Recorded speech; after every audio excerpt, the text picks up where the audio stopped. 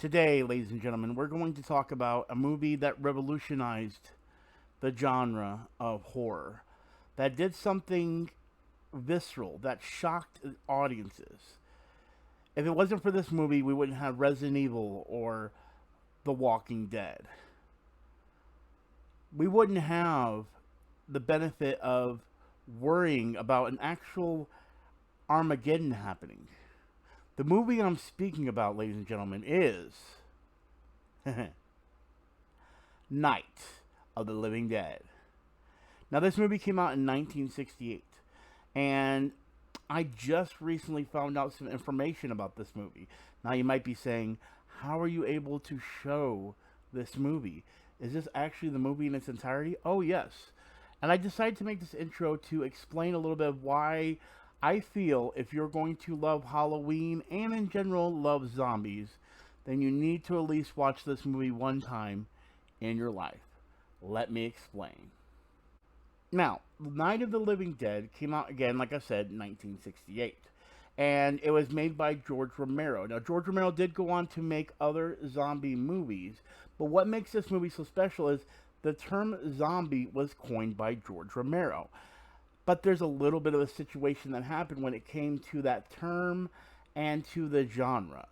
Let me explain. You see, when it came to Night of the Living Dead, it originally was supposed to be named something different. What was it supposed to be called? Night of the Living Flesh Eaters. You see, at one point, the movie was supposed to be called that, but they decided to change the name. What ended up happening was when they changed it, they did not put a copyright status on the movie and as well as the name itself. So when the movie was released, it became public domain as of day one. So when it entered the public domain, it became available to everyone. Now, I know what you might be asking, what is public domain? Well, the public domain consists of all creative works or media that have that the rights have been expired, been forfeited, expressly waived, or may be inapplicable. What that means is if something is in public domain, it is allowed to be used without written permission, and there would not be a copyright claim involved with that because, well, no one owns it. No one owns the movie. Now, this means that companies like low-budget companies have posted Night of the Living Dead, have sold it on VHS, DVD, Blu-ray. You've seen it on TV all the time. It's available for any like local public access channel that you want to watch that watches it. And if you were to Google Night of the Living Dead, you're literally going to see hundreds and hundreds and hundreds of copies of Night of the Living Dead. So then you might be questioning why I'm doing this little intro. Just show the movie. I want to talk about why this movie in general is influential to zombie enthusiasts, but not just in general when it comes to horror movies in general. If it wasn't for George Romero not getting this copyrighted, we would never have Resident Evil if it wasn't for this movie. Keep in mind, the term zombie or undead or whatever you want to call it, the term zombie itself would be coined from this movie, and what ends up happening is because it's not copyrighted, it means the term zombie is not copyrighted. The reason I feel Night of the Living Dead is revolutionary is because the movie does something different. And I don't want to spoil it for you if you've not seen it. So what I want to do is stop here. I waited too long, guys. So for that, please enjoy in its full presentation The Night of the Living Dead. Enjoy.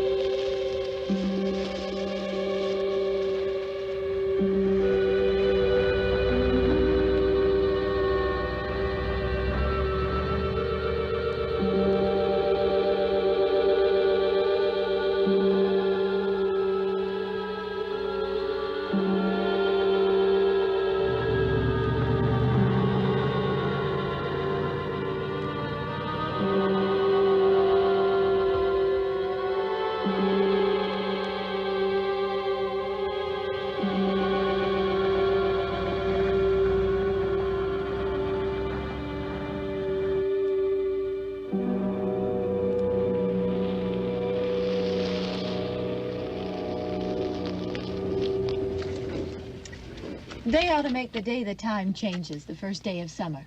What? Well, it's 8 o'clock and it's still light. A lot of good the extra daylight does us. Now, we've still got a 3-hour drive back. We're not going to be home until after midnight. Well, if it really bugged you, Johnny, you wouldn't do it. You think I want to blow Sunday on a scene like this? You know, I figure we're either going to have to move Mother out here or move the grave into Pittsburgh. She can't make a trip like this. Oh, you know that she can't. Is there any of that candy left? No. Look at this thing. We still remember. I don't. You know, I don't even remember what the man looks like. Johnny, it takes you 5 minutes. Yeah, 5 minutes to put the wreath on the grave and 6 hours to drive back and forth. Mother wants to remember, so we trot 200 miles into the country and she stays at home. Well, we're here, John, all right?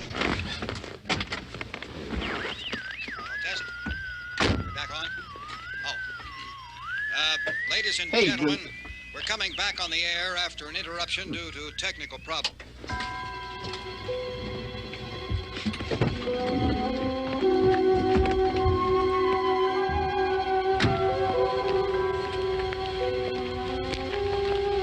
There's nothing wrong with the radio. Must have been the station. Which row is it in?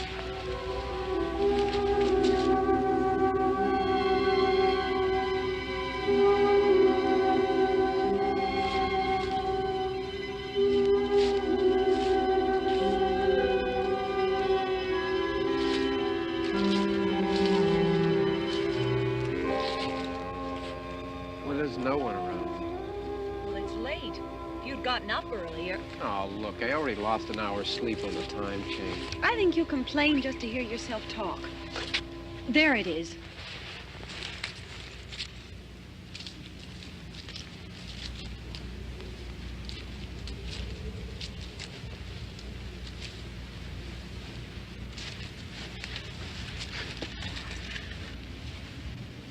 I wonder what happened to the one from last year. Each year we spend good money on these things. We come out here and the one from last year's gone. Well, the flowers die, and the caretaker or somebody takes them away. Yeah, a little spit and polish. You can clean this up. Sell it next year. Wonder how many times we bought the same one.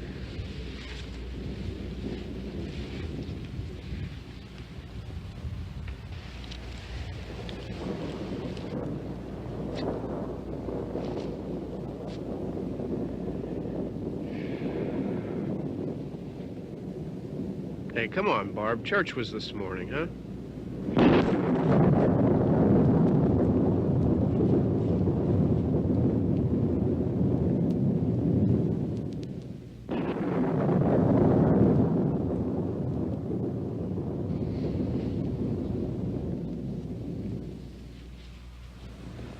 Hey, I mean praying's for church, huh? Come on. I haven't seen you in church lately.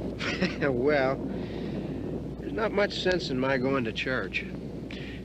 Do you remember one time when we were small, we were out here? It was from right over there, I jumped out at you from behind the tree, and Grandpa got all excited, and he shook his fist at me, and he said, "Boy, you be damned to hell." Remember that? Right over there. Well, you used to really be scared here. Johnny, You're still afraid. stop it now. I mean it. They're coming to get you, Barbara. Stop it. You're ignorant. They're coming for you, Barbara. Stop it. You're acting like a child. They're coming for you. Look, there comes one of them now. He'll hear you. Here he comes now. I'm getting out of here. Johnny.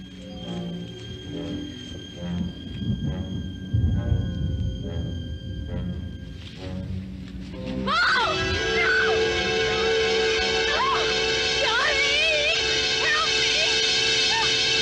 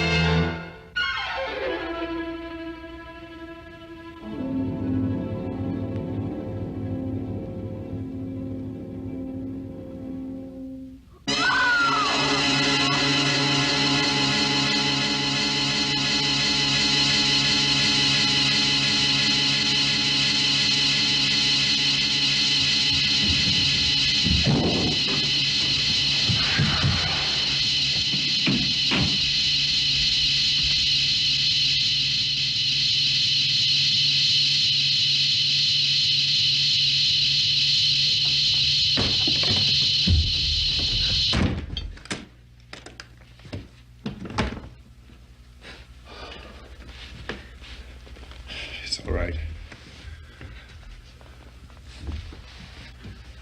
Don't worry about him. I can handle him.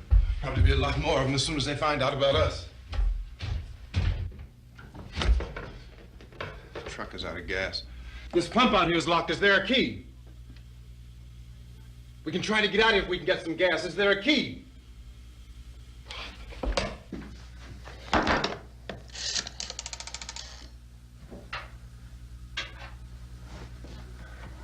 I suppose you've tried this.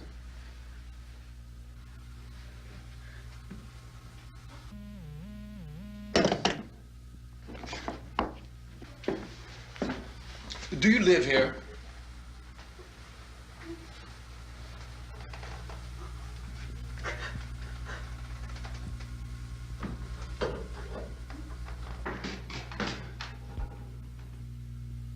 Jesus.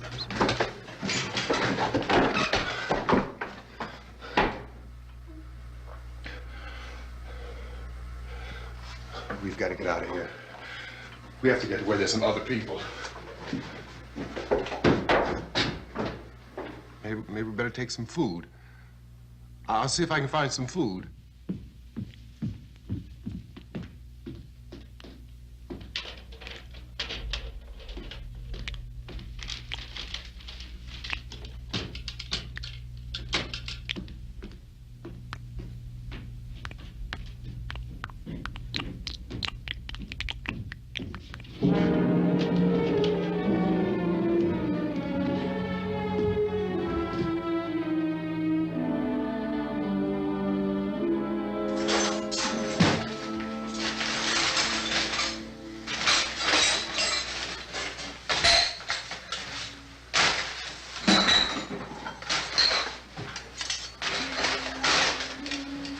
What's happening?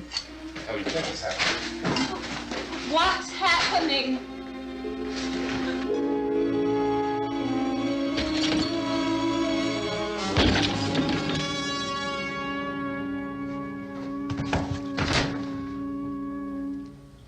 Two of them.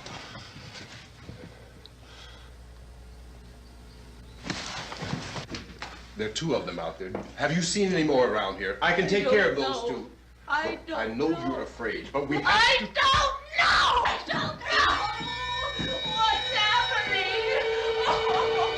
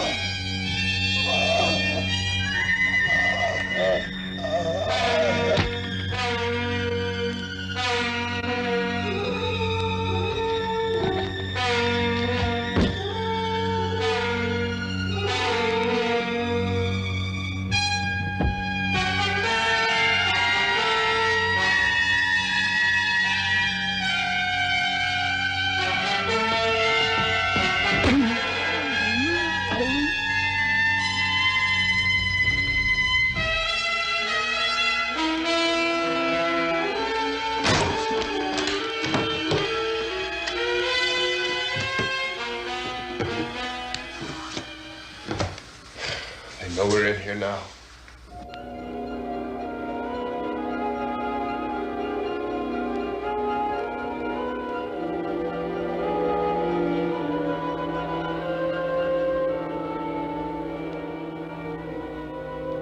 Don't look at it.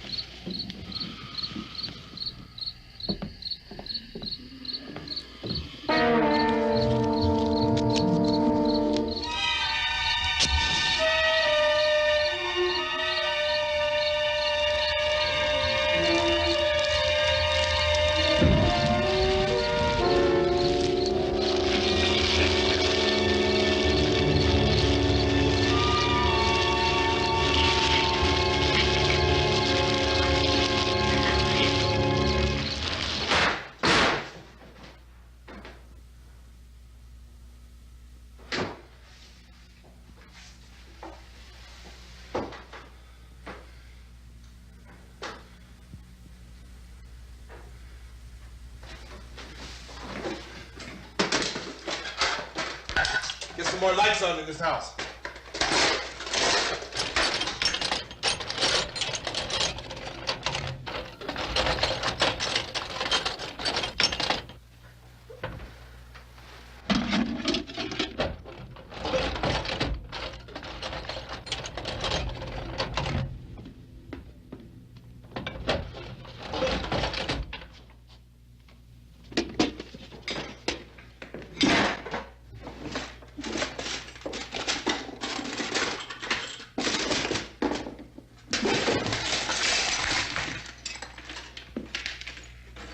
Why don't you see if you can find some wood, some boards, something there by the fireplace, something we can nail this place up.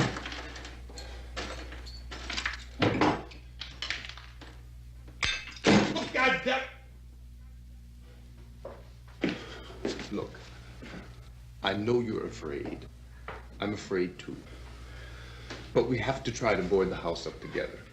Now, I'm going to board up the windows and the doors. Do you understand? We'll be all right here. We'll be all right here until someone comes to rescue us. But we'll have to work together. You'll have to help me. Now, I want you to go in and get some wood so I can board the place up. Do you understand? Okay? Okay?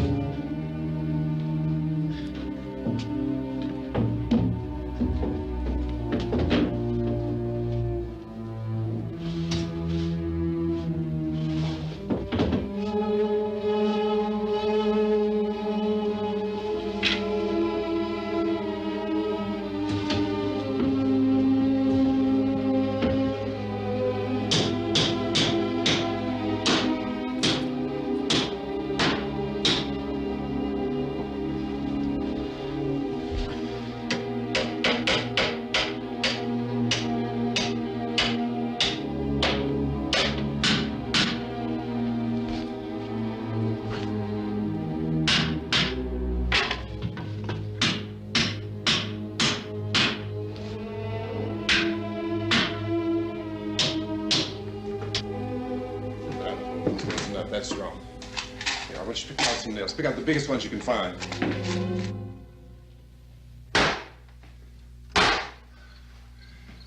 There, this room looks pretty secure. If we have to, we can run in here and board up the doors. Won't be long for those things to be back pounding their way in here. They're afraid now.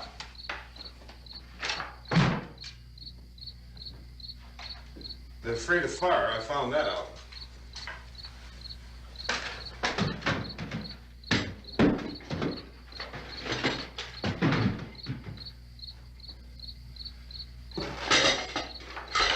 You know a place back down the road called Beekman's? Beekman's Diner?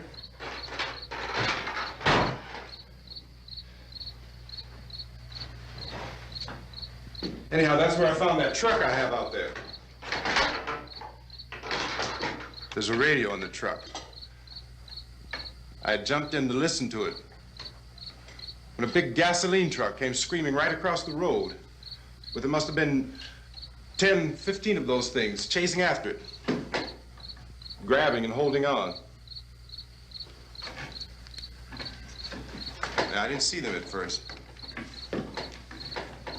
I could just see that the truck was moving in a funny way. And those things were catching up to it. The truck went right across the road. Slammed on my brakes to keep from hitting it myself. It went right through the guardrail.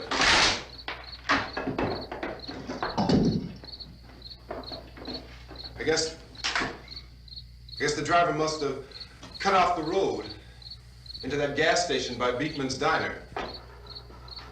It went right through the billboard, ripped over a gas pump, and never stopped moving. By now, it's like a moving bonfire. Didn't know if the truck was going to explode or what. Still hear the man screaming.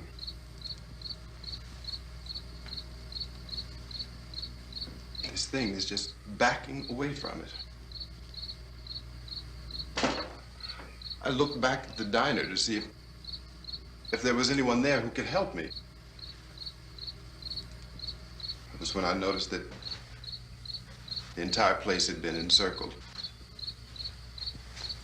There wasn't a sign of life left except by now there were no more screams. I realized that I was alone with 50 or 60 of those things, just standing there, staring at me. I started to drive. I just plowed right through them. They didn't move, they didn't run or just stood there staring at me.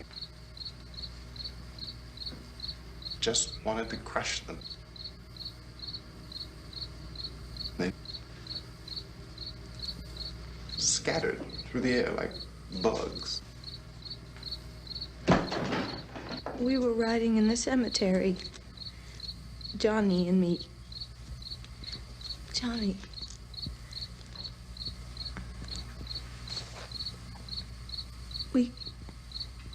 We came to put a wreath on my father's grave. Johnny, and he said, "Can I have some candy, Barbara?" We didn't have any. And, oh, it's hot in here. Hot.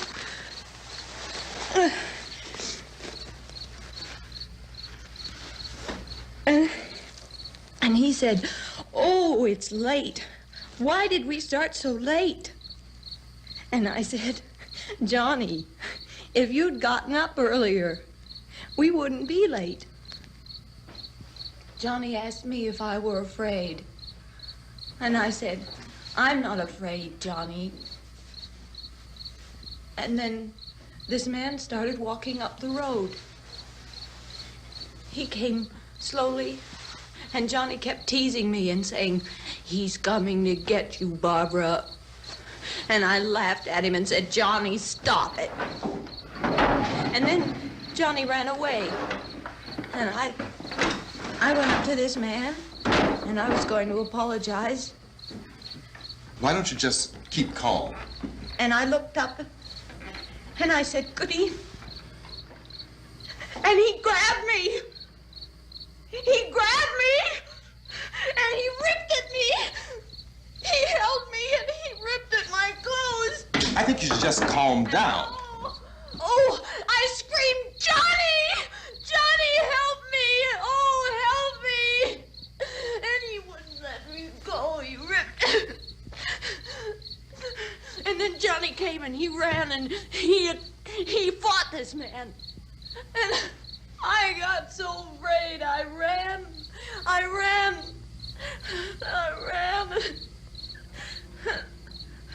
And Johnny didn't come. We have to wait for Johnny.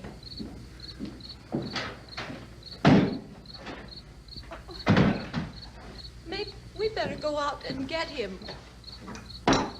We have to go out and get Johnny. He's out there. Please, don't you hear me? We've got to go out and get him. Please! We have got to go get Johnny! Please help me! Please! Don't you know what's going on out there? This is no Sunday school picnic. Don't you understand? My brother is alone! Your brother is dead. No! My brother is not dead! Oh. Oh.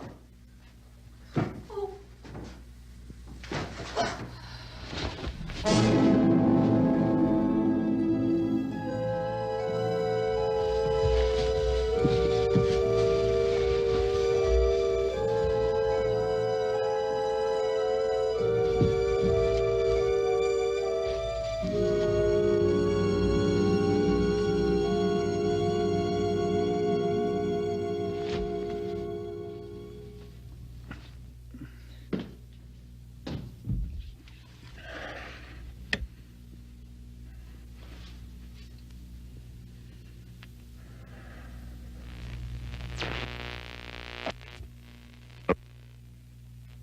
Because of the obvious threat to untold numbers of citizens, and because of the crisis which is even now developing, this radio station will remain on the air day and night.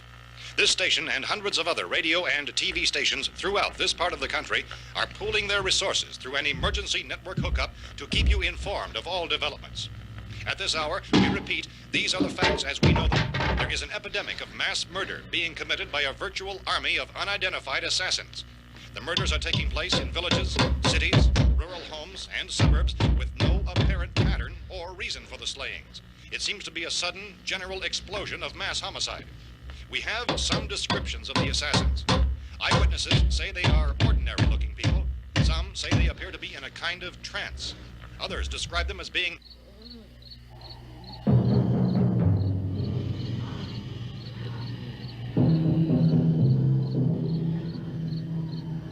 So, at this point, there is no really authentic way for us to say who or what to look for and guard yourself against. Misshapen monsters.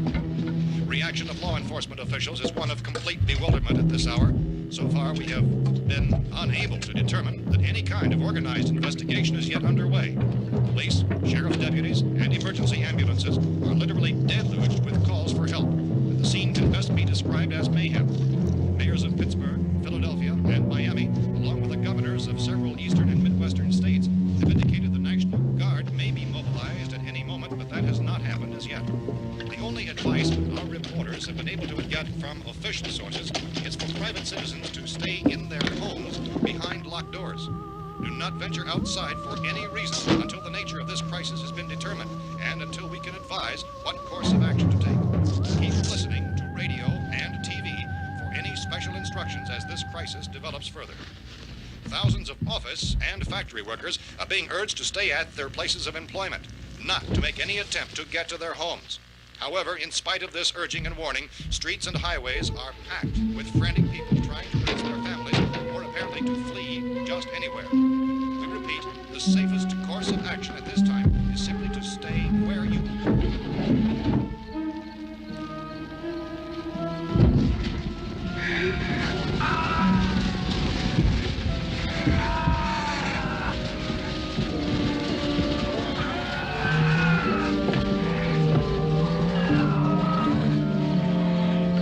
Ladies and gentlemen, we've just received word that the President has called a meeting of his cabinet to deal with the sudden epidemic of murder which has seized the eastern third of this nation. The meeting is scheduled to convene within the hour. Members of the presidential cabinet will be joined by officials of the FBI and the Joint Chiefs behind closed doors. The White House spokesman, in announcing this conference, says there will be an official announcement as soon as possible following that meeting. This is the latest dispatch just received in our newsroom.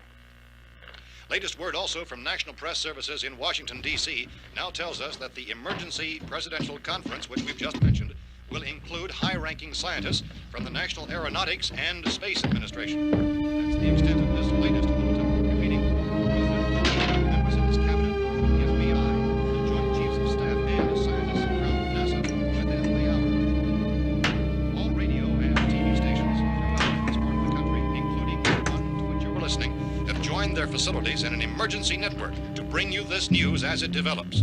We urge you to stay tuned to radio and TV and to stay indoors at all costs. Late reports reaching this newsroom tell of frightened people seeking refuge in churches, schools, and government buildings, demanding shelter and protection from the wholesale murder which apparently is engulfing much of the nation. Law enforcement officials are at a loss to explain or, even at this hour, even to theorize about the reasons for this wave of murder. So far, the advice they're able to give the public is summary reports of Police Chief T.K. Dunmore of Camden, North Carolina, who's quoted as saying, quote, "Tell the people for God's sake to get off the streets. Tell them to go home and lock their doors and windows up tight. We don't know what kind of murder-happy characters we have here." End quote. Police Chief Dunmore of Camden, North Carolina. So far, the only descriptions, the only clues anyone has of the killers come from frightened witnesses of some of the slayings. These eyewitness accounts variously describe the murderers as ordinary-looking people, misshapen monsters, people who look like they're in a trance, and things that look like people but act like animals. Some eyewitnesses tell of seeing victims who look as though they had been torn apart. This whole ghastly story began developing 2 days ago with the report of the slaying of a family of 7 in their rural home near Gulfport, Louisiana. Since then, reports of such senseless killings began snowballing in a reign of terror which has hopscotched in an erratic, disconnected manner throughout much of the eastern and midwestern United States. Efforts to keep track of the murder reports by the placing of markers on a map seem to indicate a general spreading from the extreme southeastern United States to the north and west. Our newsmen have been on the telephone talking with officials in other cities and have determined that none of this kind of mass murder has yet been reported west of the Mississippi River, except in the extreme southeastern portion of Texas.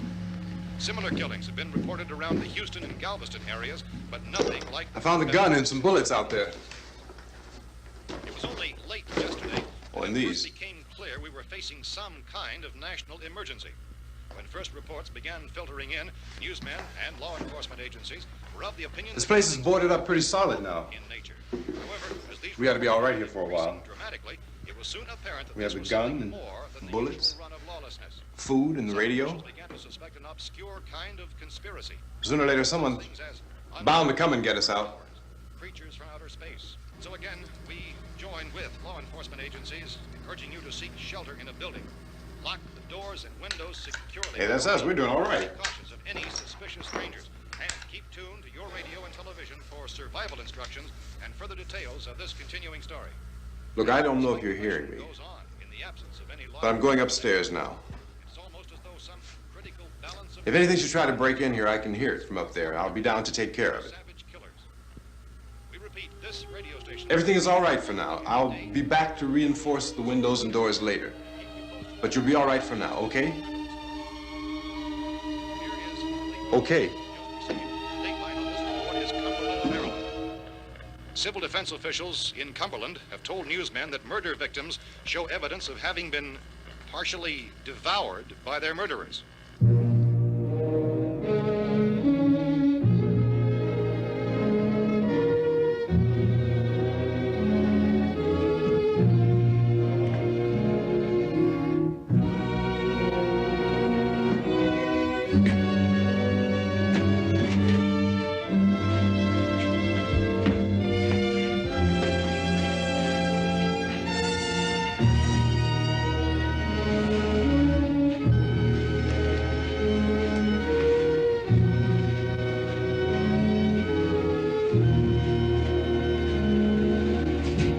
Consistent reports from witnesses to the effect that people who acted as though they were in a kind of trance were killing and eating their victims prompted authorities to examine the bodies of some of the victims. Medical authorities in Cumberland have concluded that in all cases, the killers are eating the flesh of the people they murdered. Repeating this latest bulletin just received moments ago from Cumberland, Maryland, civil defense authorities have told newsmen that murder victims show evidence of having been partially devoured by their murderers. Medical examination of victims' bodies shows conclusively that the killers are eating the flesh of the people they kill. And so this incredible story becomes more ghastly with each report. It's difficult to imagine such a thing actually happening, but these are the reports we have been receiving and passing on to you, reports which have been verified as completely as is possible in this confused situation. It is happening, and it would appear that no one is safe from this wave of mass murder.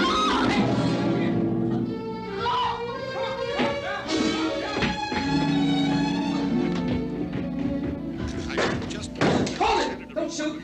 We're from town. A radio. County, Pennsylvania. The Butler County Sheriff has verified that reports of murder victims being partially eaten by their slayers is true. No further details available at this time. However, how long you guys been down there? I could use some help up here. That's the cellar. It's the safest place. You mean you didn't hear the racket we were making up here? How were we supposed to know what was going on? Could have been those things for all we knew. That girl was screaming. Sure, you must know what a girl screaming sounds like. Those things don't make any noise. Anybody would know somebody ever needed help. Look, it's kind of hard to hear what's going on from down there. We thought we could hear screams, but for all we knew, that could have meant those things were in the house afterward. And you wouldn't come up and help? Well, if there were more... The racket sounded like the place was being ripped apart. How were we supposed to know what was going on? Now, wait a minute. You just got finished saying you couldn't hear from down there. Now you say it sounded like the place was being ripped apart. It would be nice if you get your story straight, man. All right, now you tell me. I'm not going to take that kind of a chance when we got a safe place. We luck into a safe place, and you're telling us we got to risk our lives just because somebody might need help, huh? Yeah, something like that. All right, why don't we settle this... Look, mister, we came up. Okay, we're here. Now I suggest we all go back downstairs before any of those things find out we're in here. They can't get in here. You got the whole place boarded up? Yeah, most of it. All but a few spots upstairs. They won't be hard to fix. You're insane. The cellar's the safest place. I'm telling you, they can't get in here. And I'm telling you, those things turned over our car. We were damn lucky to get away at all. Now you tell me those things can't get through this lousy pile of wood? His wife and kids downstairs. The kid's hurt. Well, I still think we're better off up here. We could strengthen everything up, Mr. Cooper. With all of us working, we could fix this place up in no time. We have everything we need up here. We can take all that stuff downstairs with us. Man, you're really crazy, you know that? You got 1,000,000 windows up here. All these windows, you're gonna make them strong enough to keep these things out, huh? I told you those things don't have any strength. I smashed 3 of them and pushed another one out the door. Did you hear me when I told you they turned over our car? Oh, hell, any good 5 men can do that. That's my point. Only there's not going to be 5 or even 10. There's going to be 20, 30, maybe 100 of those things. And as soon as they know we're here, this place is going to be crawling with them. Well, if there are that many, they'll probably get us wherever we are. Look, the cellar. The cellar, there's only one door, right? Just one door, that's all we have to protect. Tom and I fixed it so it locks and boards from the inside. But up here, all these windows, why, we'd never know where they were going to hit us next. You got a point, Mr. Cooper. But down in the cellar, there's no place to run to. I mean, if they did get in, the back exit, we'd be done for. We can get out of here if we have to. And we got windows to see what's going on outside. But down there with no windows, if a rescue party did come, we wouldn't even know it. But the cellar is the strongest place. The cellar is a death trap. I don't know, Mr. Cooper. I think he's right. You know how many's out there? I don't know. I figure maybe 6 or 7. Look, you two can do whatever you like. I'm going back down to the cellar, and you better decide. Because I'm going to board up that door, and I'm not going to unlock it again no matter what happens. Now, wait a minute, Mr. Cooper. No, I'm not going to wait. I've made my decision, now you make yours. Now, wait a minute. Let's think about this. We can make it to the cellar if we have to. And if we do decide to stay down there, we'll need some things from up here. So let's at least consider this a while. If you box yourself in this cellar and those things get in the house, you've had it. At least up here you have a fighting chance. Yeah, it looks like about 8 or 10 out there now. There's more than there were. There are a lot out back, too.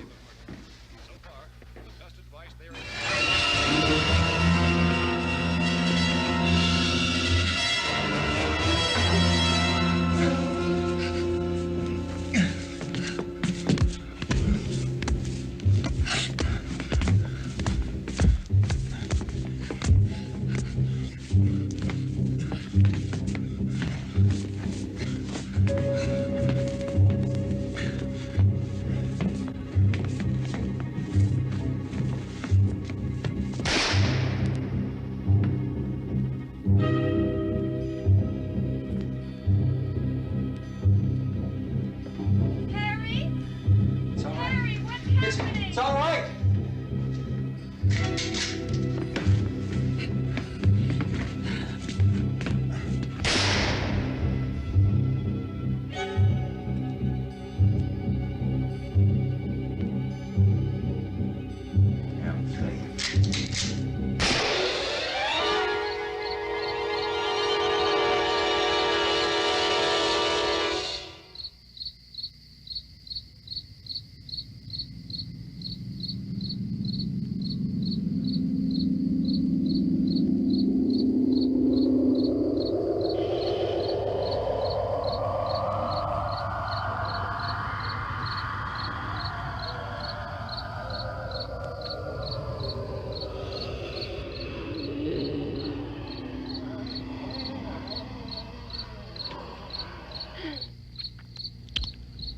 We gotta fix these boards.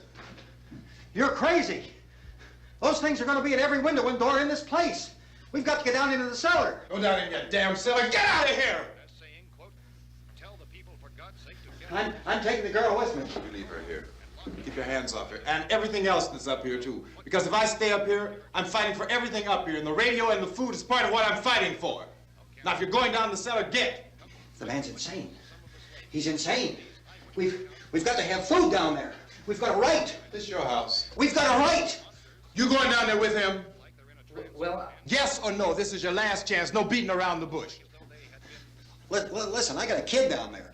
She can't possibly, I couldn't bring her up here. She can't possibly take all the racket and those things smashing through the windows. Well, you're her father. If you're stupid enough to go die in that trap, that's your business. However, I am not stupid enough to follow you. It is tough for the kid that her old man is so stupid. Now, you get the hell down in the cellar. You can be the boss down there. I'm boss up here. You bastards.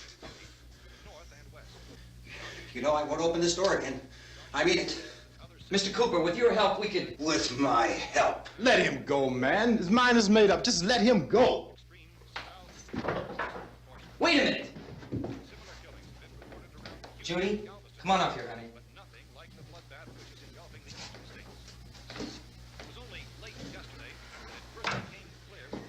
You're gonna let them get hurt too, huh? It's all right, honey. Go ahead.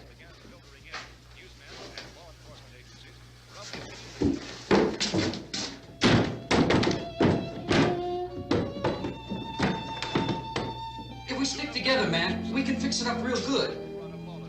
There's lots of places we can run to up here. Mr. Cooper, we'd all be a lot better off if all three of us were working together. Hey. Hey, kid.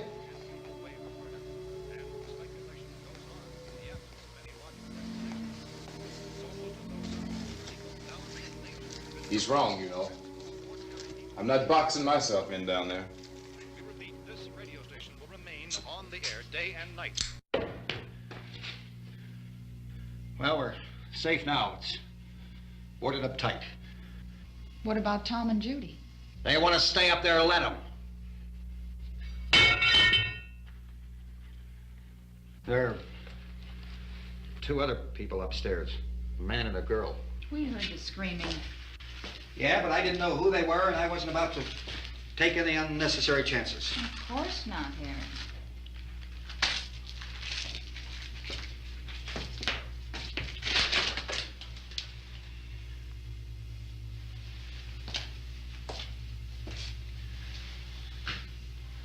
Is she all right?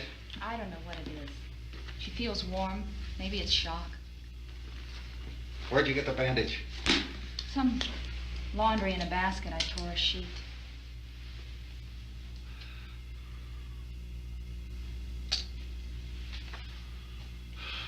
Let them stay upstairs. Let them.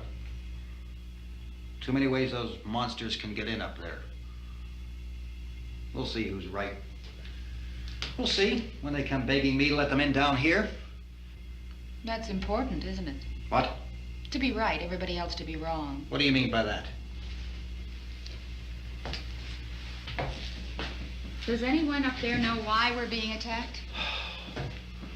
Whatever it isn't just happening here. It's some kind of mass murder. It's going on everywhere. The radio said to stay inside. Radio? Radio upstairs. I heard a news bulletin. There's a radio upstairs and you boarded us in down here? I know what I'm doing. What did it say? Nothing. Nothing. They don't know anything yet.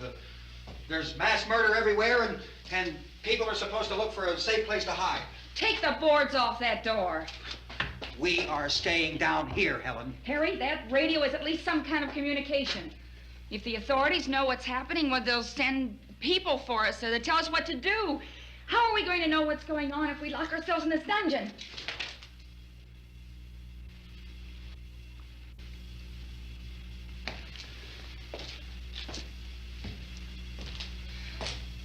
We may not enjoy living together, but dying together isn't going to solve anything. Those people aren't our enemies. Mr. Cooper! Mr. Cooper, Ben found a television set upstairs. Let's go up. Tom? Yeah. If Judy would come downstairs for a few minutes, Harry and I could come upstairs. Okay, yeah, right away. Will you do it? Do I have to? Look, honey, nothing's gonna get done with them down there and us up here. Do this for me. Okay. Okay, open up.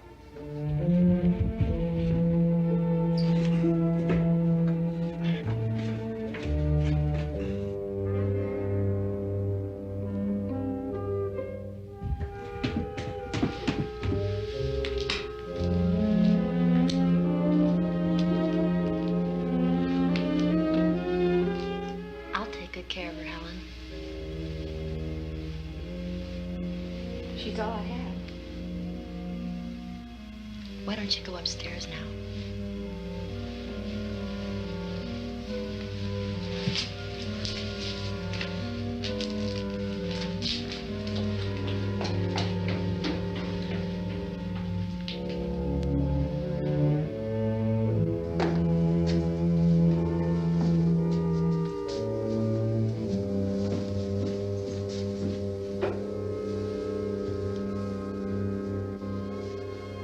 Her brother was killed. Hey, give me a hand with this thing. I gotta go help Ben with the television.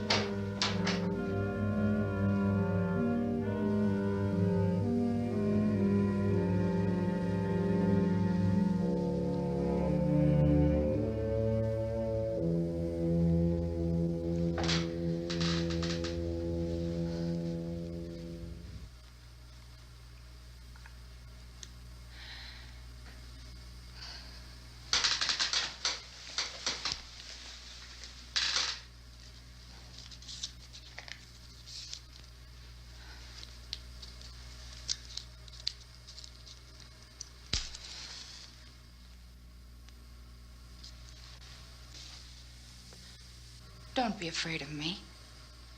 I'm Helen Cooper, Harry's wife.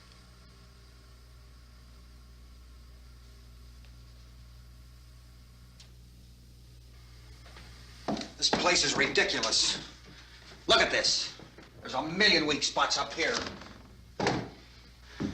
Give me one of those.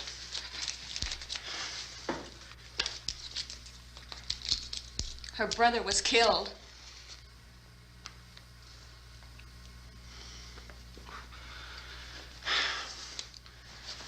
And they talk about these windows. I can't see a damn thing. There could be 15 million of those things out there. That's how much good these windows are. Why don't you do something to help somebody?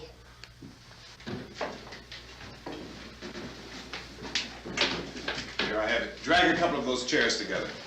There's a socket over here.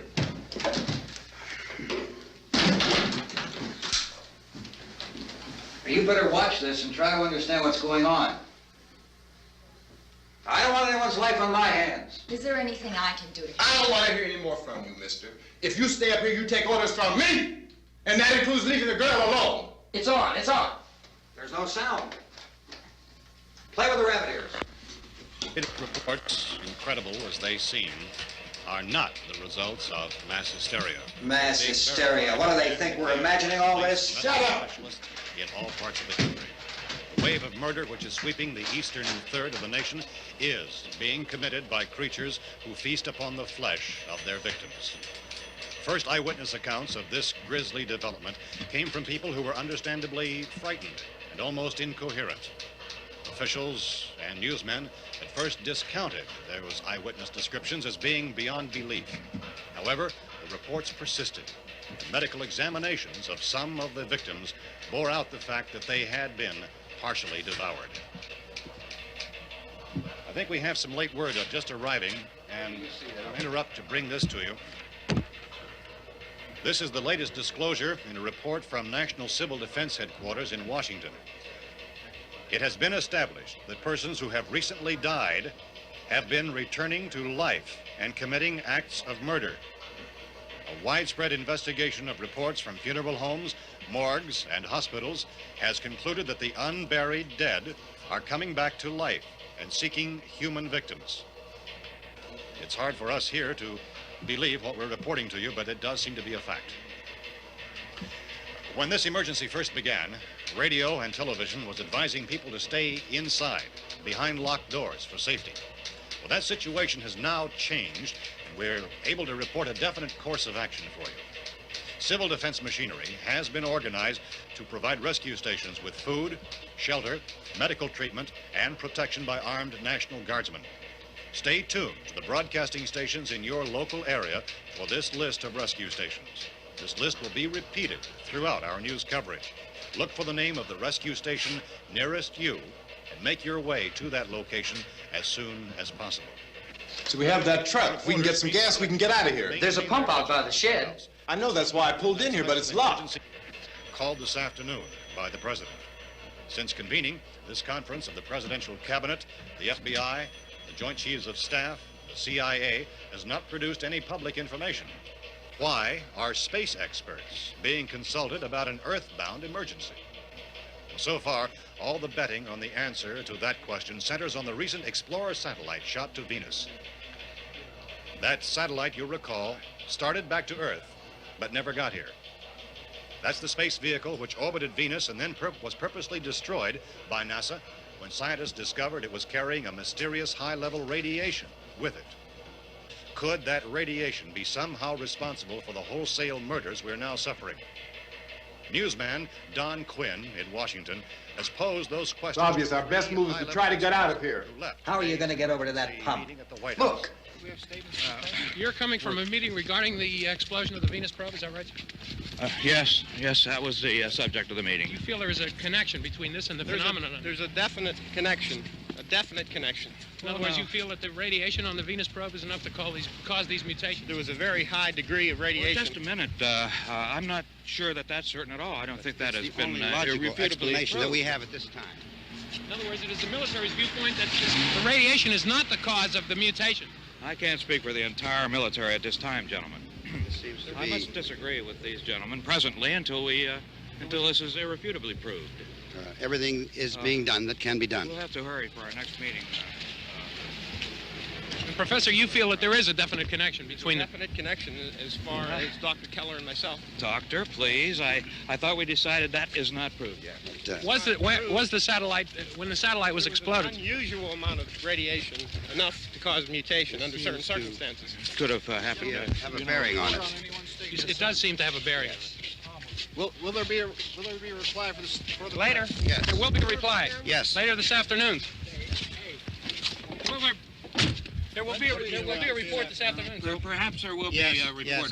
a more Later. full report. Will you close the window? We are doing everything possible to solve the problem. We're hoping to get some further explanation of this.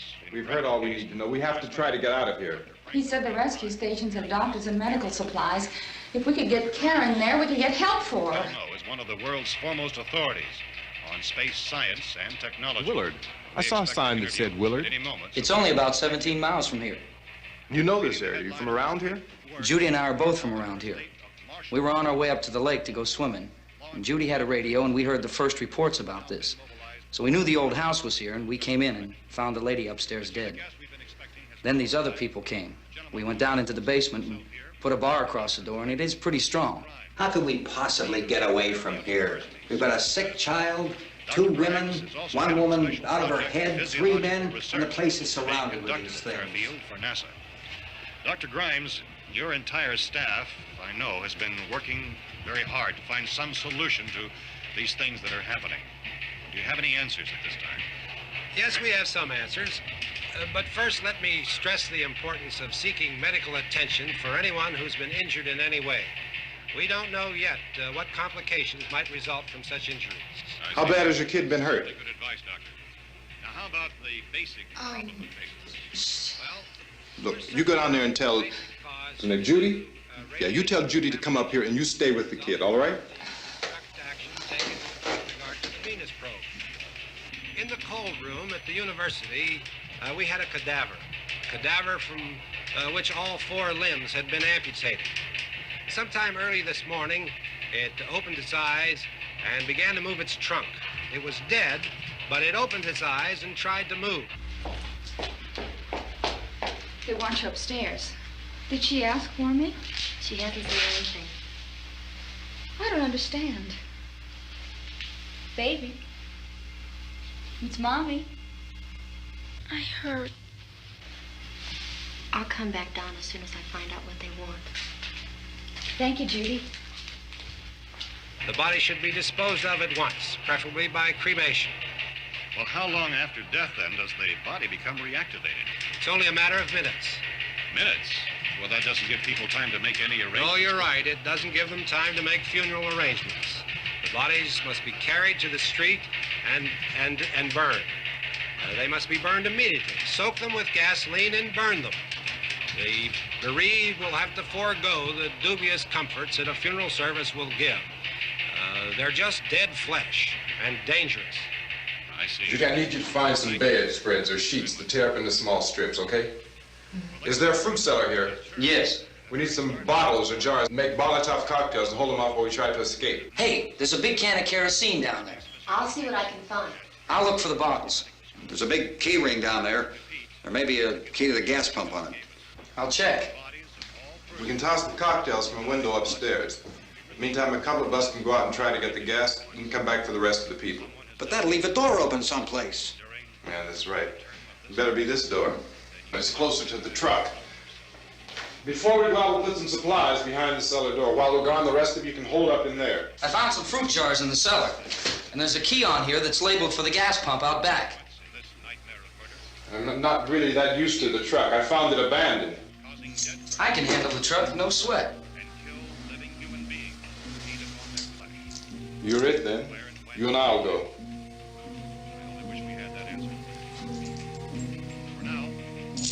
We'll put whatever lumber we find behind the cellar door. You can go upstairs and toss the cocktails from a window. Tom, you and I will have to unboard this door. After you toss the cocktails, you hustle back down here and lock this door. It's no good to board it up because we'll have to get back in quickly. After we get the gas and get back into the house, then we'll worry about getting everybody into the truck. Now let's move it. No place to flee for safety, except to the rescue stations which have been set up. Indications are that before this emergency is over, we will need many, many more such rescue stations.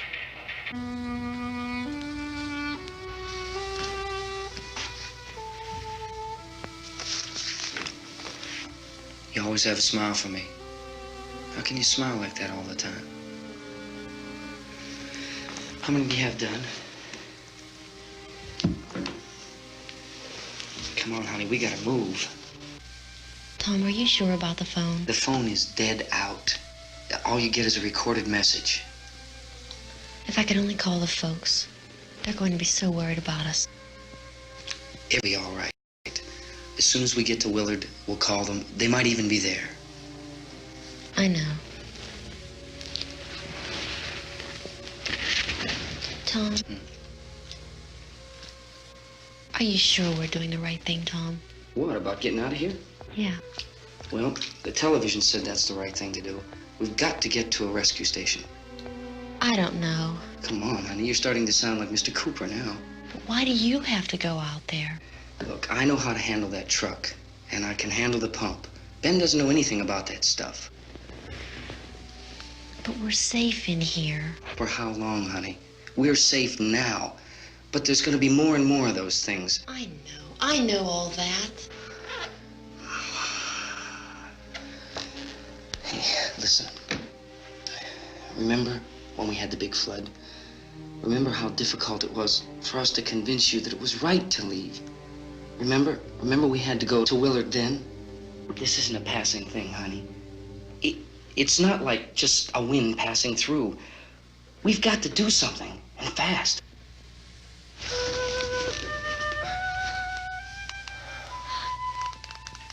I just don't want you to go out there, that's all. Hey, Smiley. Where's that big smile for me? Boy, you're sure no use at all, are you? We've got work to do, honey. And you...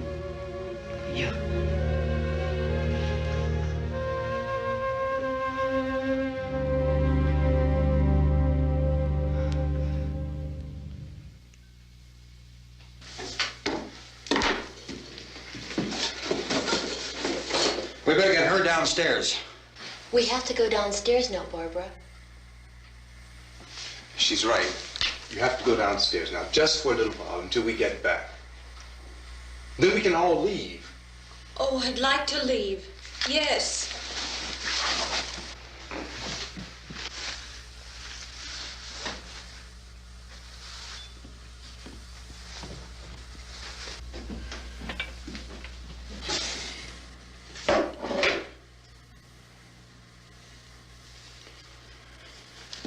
Good luck. Yeah.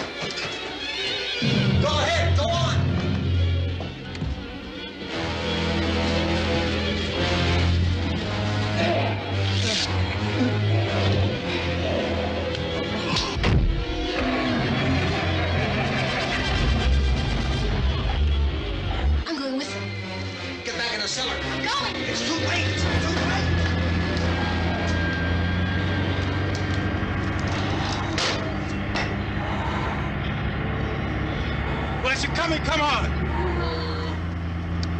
Get in!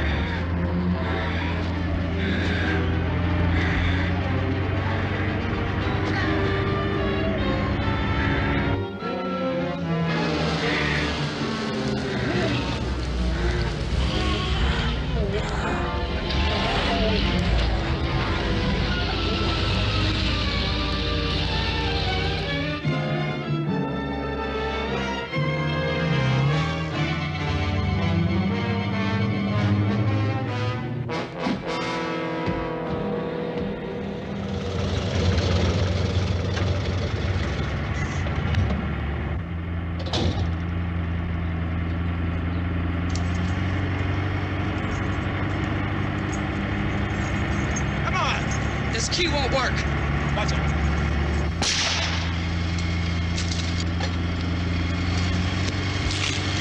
Watch the torch.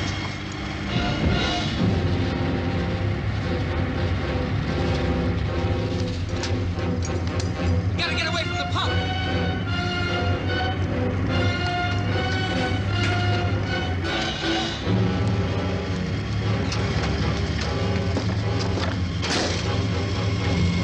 Hang on. Tom, turn your cars to get out of the truck.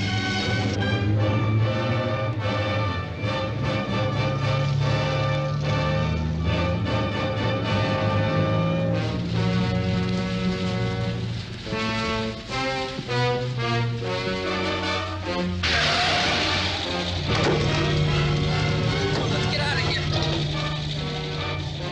Come on, come on. My jacket's gone.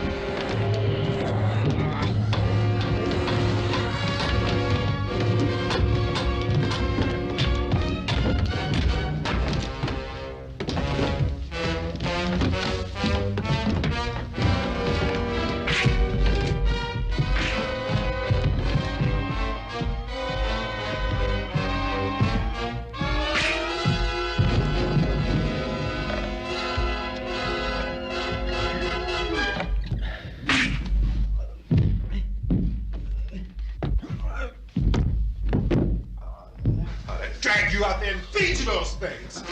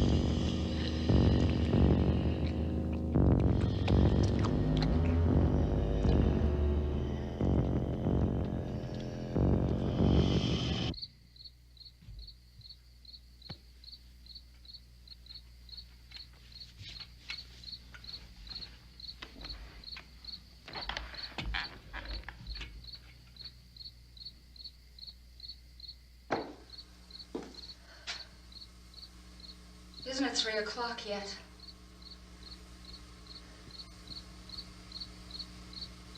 There's supposed to be another broadcast at 3 o'clock. 10 minutes. Oh, only 10 more minutes? We don't have very long to wait. We can leave. Well, we better leave soon. It's 10 minutes to 3.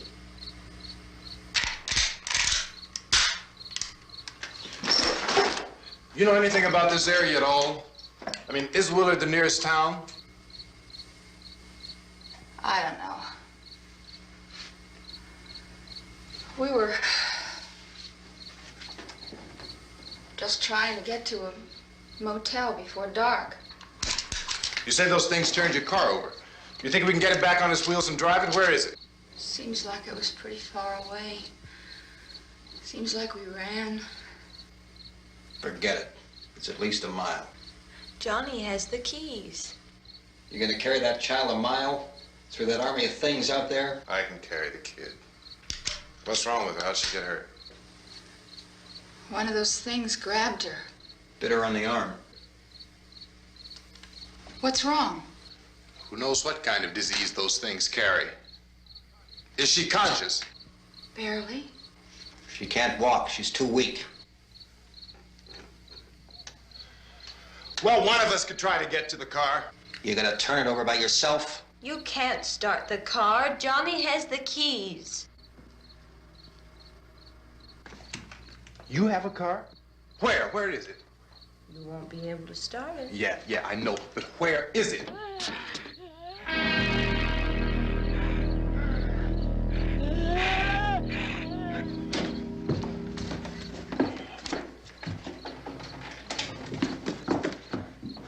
Good Lord.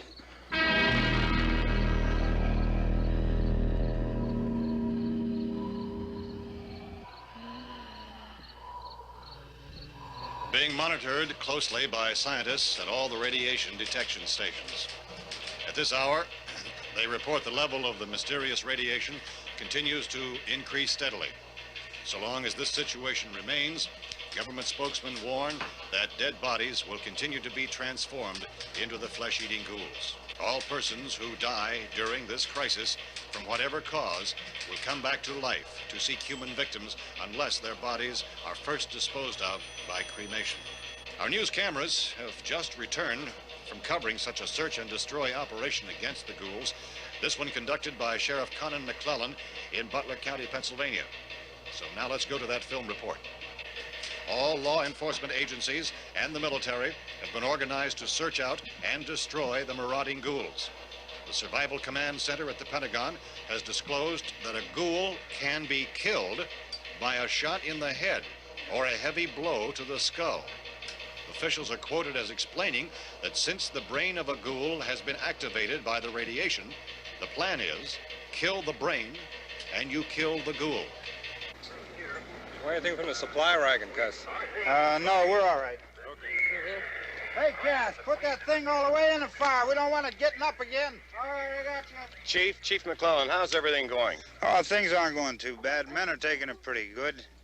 You want to get on the other side of the road over there? Chief, do you think we'll be able to defeat these things? Well, we killed 19 of them today right in this area. Those last 3 we caught trying to claw their way into an abandoned shed. They must have thought somebody was in there. There wasn't, though. We heard them making all kind of noise. We came over and beat them off, blasted them down. Chief, as soon as you're finished, can I see you here? Yeah, okay. Chief, if I were surrounded by 6 or 8 of these things, would I stand a chance with them? Well, there's no problem. If you had a gun, shoot them in the head. That's a sure way to kill them. If you don't, get yourself a club or a torch. Beat them or burn them. They go up pretty easy. Well, Chief McClellan, how long do you think it will take you until you get the situation under control? Well, that's pretty hard to say. We don't know how many of them there are. We know when we find them, we can kill them. Are they slow-moving, Chief? Yeah, they're dead. They're all messed up. Well, in time, would you say you ought to be able to wrap this up in 24 hours? Well, we don't really know. We know we'll be into it most of the night, probably into the early morning. We're working our way toward Willard, and we'll team up with the National Guard over there, and then we'll be able to give a more definite view. Thank you very much, Chief McClellan. This is Bill Cardill, WIC TV 11 News. Thank you, Bill, for that report. Official spokesmen declined to speculate just how long it may take to kill off all the flesh eaters, so long as the heavy rain...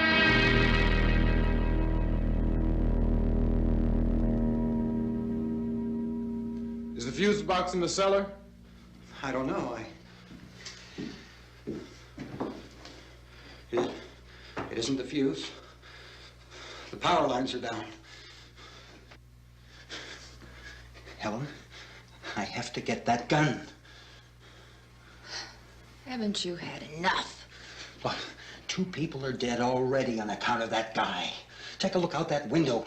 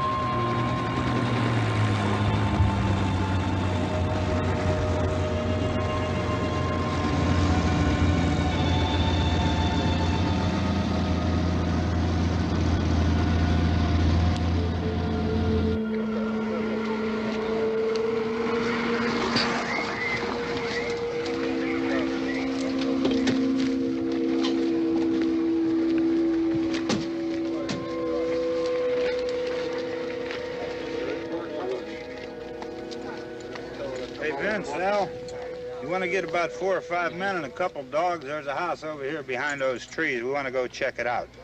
Right. You still here, Bill? Yeah, Chief, we're going to stay with it till we meet up with the National Guard. Where'd you get the coffee?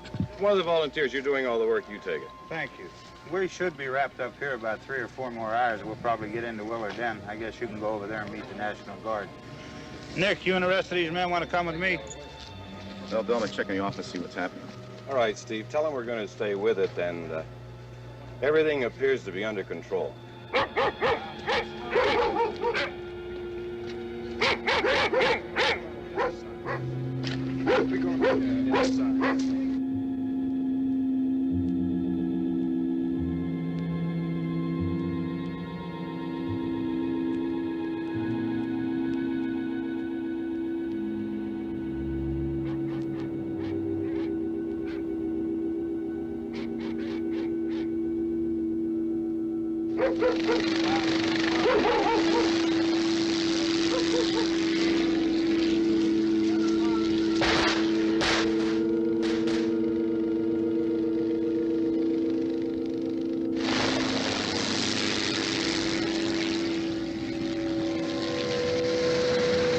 They need you down there by the barn.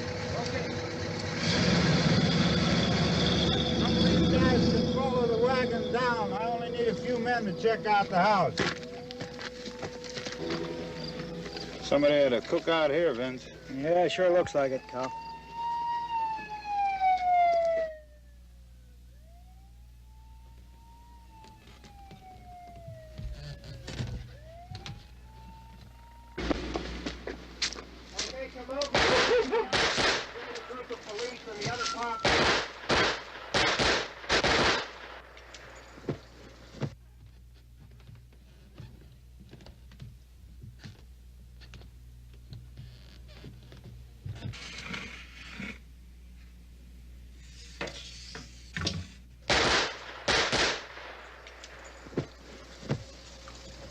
He's a dead one. Get up here. Nick, Tony, Steve, you want to get out in that field and build me a bonfire?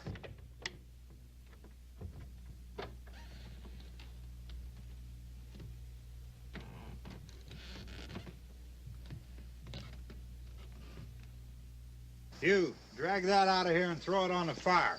Nothing down here. All right, go ahead down and give him a hand. Let's go check out the house, man. There's something there. I heard a noise.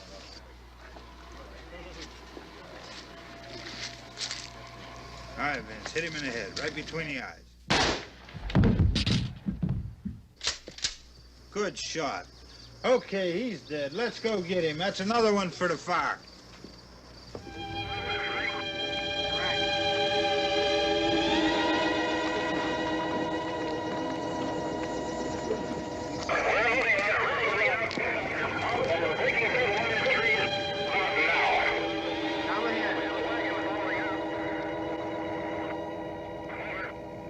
Send the wagon through directly ahead. Over. More torches. Keep those dogs back off of those things.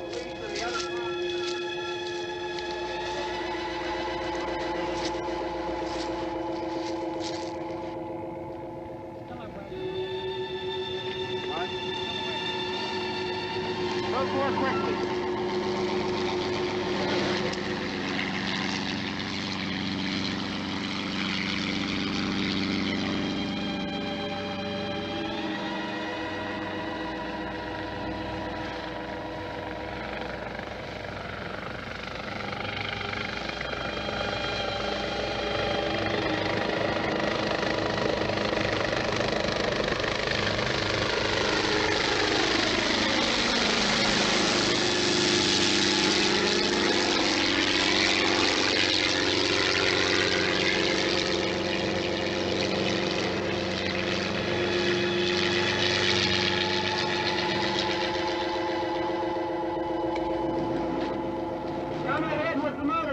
Please.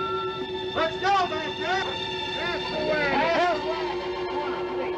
Hey, Randy, light these torches over here. People in the back, way in the back.